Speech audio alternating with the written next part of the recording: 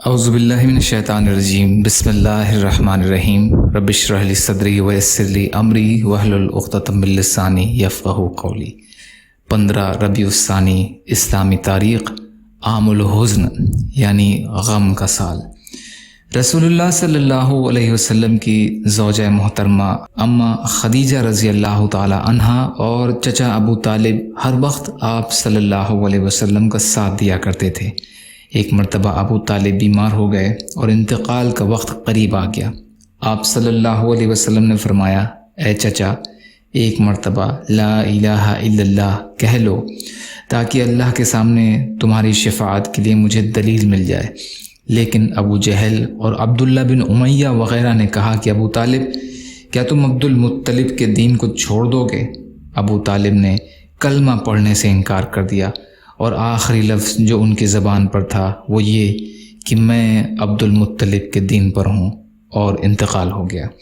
ابھی چچا کے انتقال کا غم ہلکا نہ ہوا تھا کہ اس کے کچھ ہی دنوں کے بعد آپ صلی اللہ علیہ وسلم کی جانثار اور غمخوار بیوی خدیجۃ الکبریٰ رضی اللہ تعالی عنہا بھی اس دنیا سے چل بسیں۔ اس طرح یکے بعد دیگرے دونوں کے انتقال کر جانے سے آپ صلی اللہ علیہ وسلم پر رنج و غم اور مصیبت کا ایک پہاڑ ٹوٹ پڑا، کیونکہ آپ صلی اللہ علیہ وسلم کی دعوت اور تبلیغ کے ہر مرحلے پر ابو طالب اور خدیجہ رضی اللہ عنہا دونوں آپ صلی اللہ علیہ وسلم کا ساتھ دیا کرتے تھے، اور اماں خدیجہ رضی اللہ عنہا تو ہمیشہ آپ صلی اللہ علیہ وسلم کی مدد کرتی تھیں اور پریشانی کے وقت بہترین مشورے دیا کرتی تھیں۔ اس لیے دونوں کا ایک سال میں انتقال کر جانا آپ صلی اللہ علیہ وسلم کے لیے بڑا حادثہ تھا۔ اسی وجہ سے آپ صلی اللہ علیہ وسلم نے اس سال کا نام عام الحزن یعنی غم کا سال رکھا۔ اللہ کی قدرت، سمندری مچھلی، جس طرح اللہ تعالیٰ نے ہمارے لیے زمین پر بے شمار غذائیں پیدا فرمائی ہیں، اسی طرح سمندر میں بے شمار قسم کی مچھلیوں کو ہماری غذا بنا دیا۔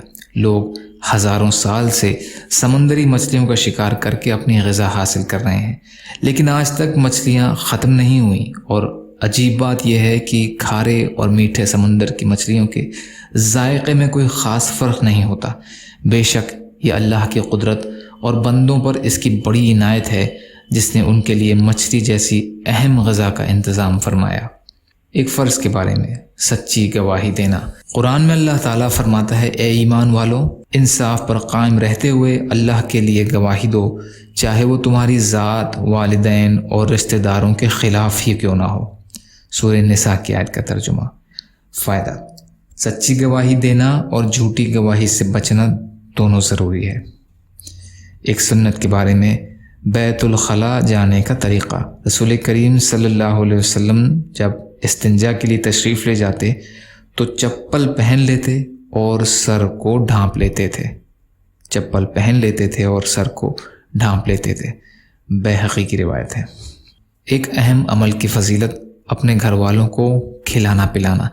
رسول کریم صلی اللہ علیہ وسلم نے فرمایا، جو تم نے خود کھا لیا وہ تمہارے لیے صدقہ ہے، اور جو کچھ تم نے اپنی اولاد کو کھلایا وہ تمہارے لیے صدقہ ہے، اور جو کچھ تم نے اپنی بیوی کو کھلایا وہ تمہارے لیے صدقہ ہے، اور جو کچھ تم نے اپنے خادم کو کھلایا اس میں بھی تمہارے لیے صدقے کا ثواب ہے۔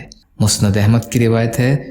مقدام بن مادی قرب رضی اللہ تعالی عنہ روایت کرتے ہیں۔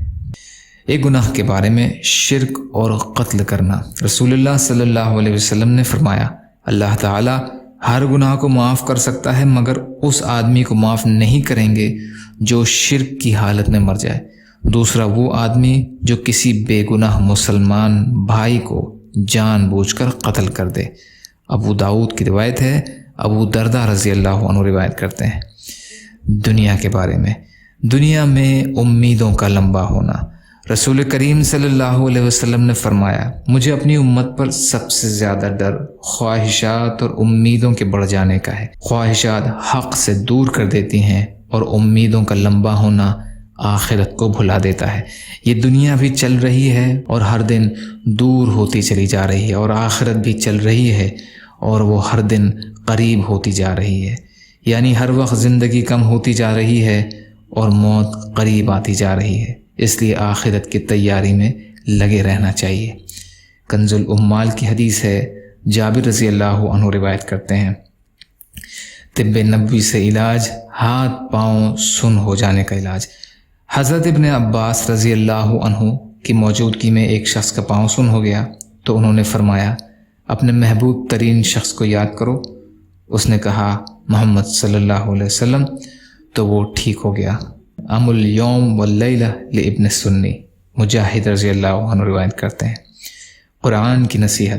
قرآن میں اللہ تعالیٰ فرماتا ہے، اے ایمان والوں، اللہ تعالیٰ کے لیے سچائی پر قائم رہنے والے اور انصاف کے ساتھ شہادت دینے والے بن جاؤ، اور کسی قوم کی دشمنی تمہیں اس بات پر آمادہ نہ کر دے کہ تم انصاف نہ کرو، بلکہ ہر معاملے میں انصاف کرو، یہ پرہیزگاری کے زیادہ قریب ہے، اور اللہ تعالیٰ سے ڈرتے رہو، بے شک جو کچھ تم کرتے ہو اللہ تعالیٰ اس سے باخبر ہے۔